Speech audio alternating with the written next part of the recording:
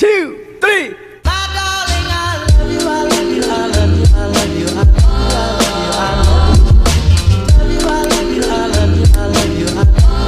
Hey guys, it's me Neva. Welcome back to my channel. So आज का video अलग है अगेन बिकॉज मैं पहली बार ऐसा एक वीडियो बना रही हूँ जिसमें मैं किसी और को टिप्स दे रही हूँ स्पेशली पढ़ाई पे.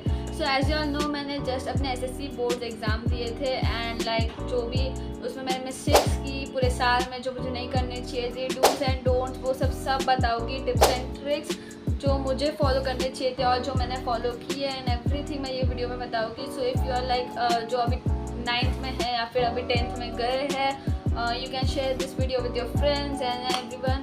And yeah, without further ado, let's get into this video. Hey, so पहले तो मैं बता दूँ मैं कैसी टाइप की पर्सन थी जब मेरा 10th स्टैंडर्ड चालू हुआ. मैं काफ़ी चिल थी, जितना चिल मुझे होना नहीं चाहिए था उतनी चिल थी.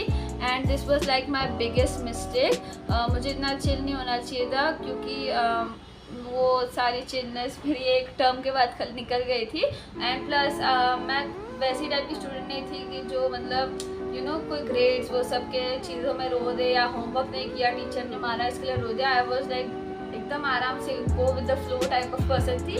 बट ये 10th स्टैंडर्ड ने मुझे सबको दिखा दिया, मतलब स्लीपलेस नाइट्स, एंजाइटी अटैक, सब पैनिक डेज एंड एवरीथिंग बता दिया. प्लस मैंने सोचा था कि जैसे 9th स्टैंडर्ड निकल गया मेरा वैसे ही 10th स्टैंडर्ड में निकल जाएगा. सॉरी मैं कंफ्यूज हो रही हूँ, मुझे इधर देखना है या इधर देखना है. बट ये कुछ टिप्स है जो मैं बताऊँगी. if you find these helpful, let me know in the comment section down below. I will make more of these kind of videos if I have any tips. So the first doubt जो किसी के भी mind में आएगा कि classes ले या tuition, क्योंकि as you all know 10th standard चालू होता है. आजू बाजू के लोग, दूर के लोग भी इतने एक्साइटेड हो जाते हैं कि ओ माय गॉड तुम्हारा 10th स्टैंडर्ड है. हाँ भाई मेरा 10th स्टैंडर्ड है, मुझे भी पता है. मैं 9th स्टैंडर्ड की क्लास में जाकर नहीं बैठती. क्लासेस का डेमो ले लो, ट्यूशन का डेमो ले लो and everything, and you will get confuse कि क्लासेस ले या ट्यूशन ऐसा वैसा, क्योंकि 10th है. ठीक है, 10th this is not a normal year. Like ऐसा एक्चुअल में नहीं होता, पर मेरे पॉइंट ऑफ व्यू में से क्लासेस और ट्यूशन में से क्या आपको चूज़ करना चाहिए उसमें फ़र्क बताती हूँ. ट्यूशन में पहले ये होता है कि इट वॉज लाइक काफ़ी होम फील होता है, मतलब प्राइवेट ट्यूशन्स में कि तुम्हें सर पे बैठ के कोई एक चीज़ बताएगा कि 2+2 4 होता है. एंड मतलब काफ़ी होमली फीलिंग आता है. अगर तुम एक दिन छुट्टी लो तो नेक्स्ट दिन तुम्हारे लिए मतलब वापस वो पढ़ा देंगे. एंड मेरे जैसे लेट लतीफ़ हो तो 4 बजे की ट्यूशन में 4:30 बजे जाओगे तो भी तुम्हें ले लेंगे. तो I prefer home tuitions over, मतलब होम ट्यूशन्स मेरे घर पे ट्यूटर नहीं आता था. I used to go to like tuitions at a house, at someone's house, ऐसे type. So I prefer that like home tuitions and classes में from my POV जितना मुझे समझा है कि काफ़ी स्कूल जैसा होता है. मतलब वहाँ पे they won't force you to study. वहाँ पे बस एक जन में आके पढ़ा देगा from this to this time, and classes test रहेंगे और पेरेंट्स को मार्क्स जाएंगे एंड लेट नहीं हो सकते and many more things. So from my point of view मैं बचपन से ट्यूशन्स गई हूँ, लाइक लिटरली बचपन से. फर्स्ट टाइम से भी पहले से मैं ट्यूशन जा रही हूँ तो मैंने ट्यूशन से चूज़ किया. But looking back I should have chose classes, क्योंकि आई नीड समवन जो मतलब मेरे से स्ट्रिक्ट रहे ताकि मैं एकदम कॉन्सेंट्रेट करके पढ़ पाऊँ. बट इट्स ओके, मेरे को ट्यूशन में काफ़ी मज़ा आया. एंड प्लस मैं लेट जाती थी तो मेरे को ट्यूशन में ले लेते थे, ना कि मुझे घर पर जाना पड़ता था.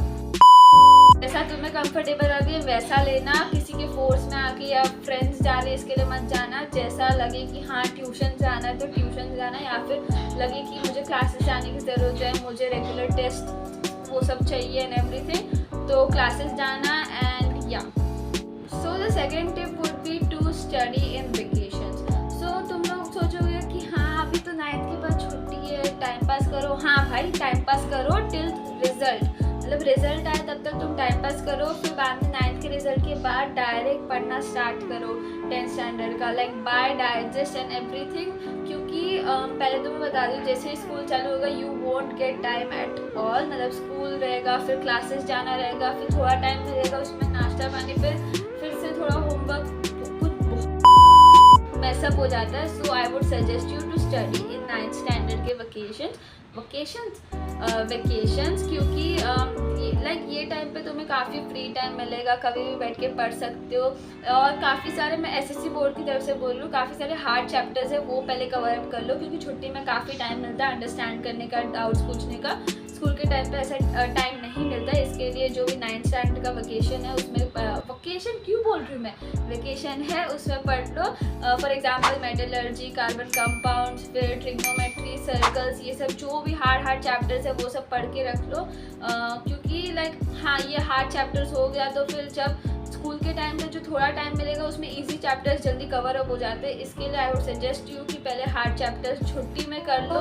The third tip would be to buy digest, question papers, 21 sets and target और वो सब चीज़ें. एंड मैं बताऊँगी कैसे यूज़ करना है. कि for example if you have test of 2 chapters तो पहले 2 चैप्टर्स टेक्स्ट बुक से रीड कर लो.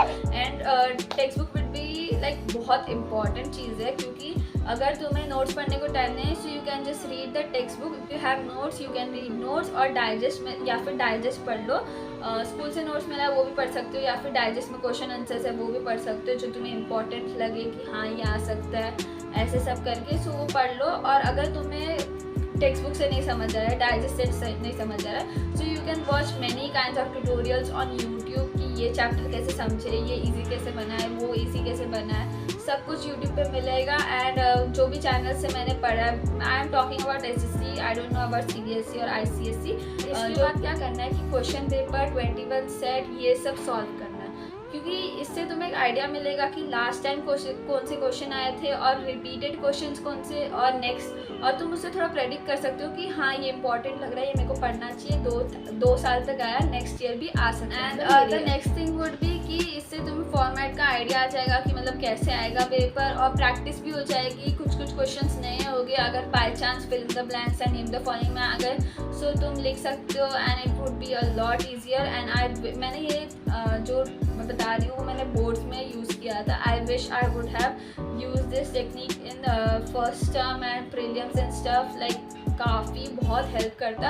वो टिप काफ़ी इम्पॉसिबल लगेगी but just forget everything for 1 year. Like मैंने बहुत जनों से ये टिप, मतलब सब ने मेरे को बोला है, घर वालों ने, टीचर्स ने, सब ने मेरे को बोला है कि just forget everything for 1 year क्योंकि ये एक ही साल है, तब के लिए सब भूल जाओ. लाइक एक्चुअल में भूल जाओ मत कि मतलब फ्रेंड्स के साथ घूमना, मूवी सीरीज देखना, इंस्टाग्राम, नेटफ्लिक्स, सब भूल जाओ क्योंकि लाइक मैंने भी, हाँ मतलब इम्पॉसिबल लगेगा, मेरे को भी इम्पॉसिबल लगा था स्टार्टिंग में, बट मैंने धीरे धीरे, तुम खुद से छोड़ दोगे, मतलब स्टार्टिंग में लगोगे हाँ चलेगा, बट धीरे धीरे जैसे नवंबर में आओगे तब सब लगेगा कि हाँ भाई अब डर लग रहा है, तो अब धीरे धीरे फिर तुम सब छोड़ दोगे. एंड आई वुड सजेस्ट कि थोड़े टाइम के लिए छोड़ दो. लाइक टेक फ्रीक्वेंट ब्रेक्स, मतलब तुम एक थोड़ा टाइम का ब्रेक लो but don't overdo that break by watching Netflix और scrolling through Instagram. And plus delete Instagram and Snapchat और any other app that you use, Twitter और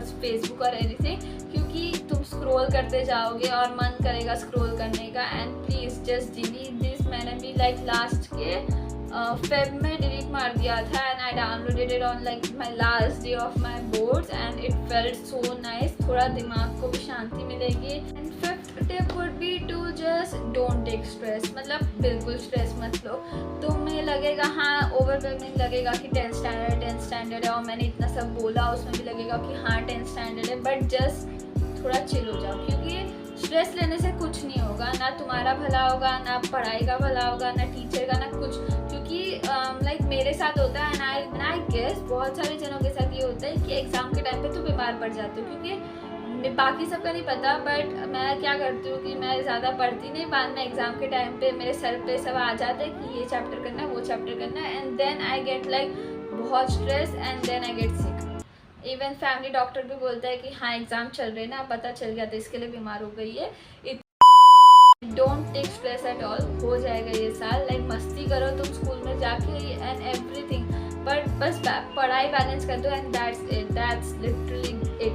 and my 6th tip would be to follow a pattern. So basically ये pattern मेरा नहीं है, पर mostly सारी tuition teachers classes यही pattern follow करवाते हैं कि मई से या फिर अप्रैल से ही क्लासेस ट्यूशन्स चालू हो जाते हैं। तो उधर से लेके तुम्हें नवंबर तक पढ़ना ही पढ़ना रहता है।